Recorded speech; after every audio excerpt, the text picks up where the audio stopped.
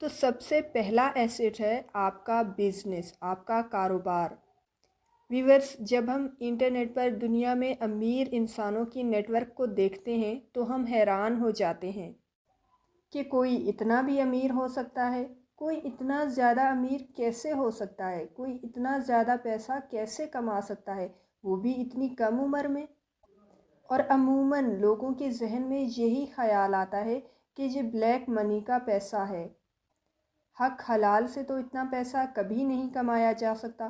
اور ویورز، ان لوگوں کی یہی نیگیٹو سوچ ان کے امیر ہونے کی راہ میں سب سے بڑی رکاوٹ ہوتی ہے۔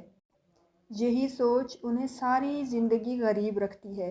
وہ مڈل کلاس ہی پیدا ہوتے ہیں اور مڈل کلاس ہی مر جاتے ہیں، اور اس کی وجہ صرف اور صرف ان کی اپنی سوچ ہوتی ہے۔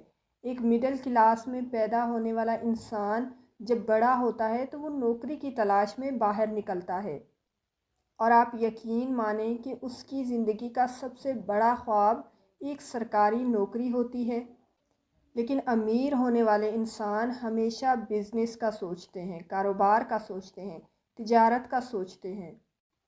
ویورز، آپ دنیا میں موجود امیر ترین لوگوں کی لسٹ نکال کر دیکھ لیں، ابھی گوگل کریں، اور آپ کو یہ دیکھ کر حیرت ہوگی کہ ان میں سے ایک بھی آپ کو نوکری والا نہیں ملے گا۔ سب کے سب بزنس مین یا بزنس وومن ہوں گی۔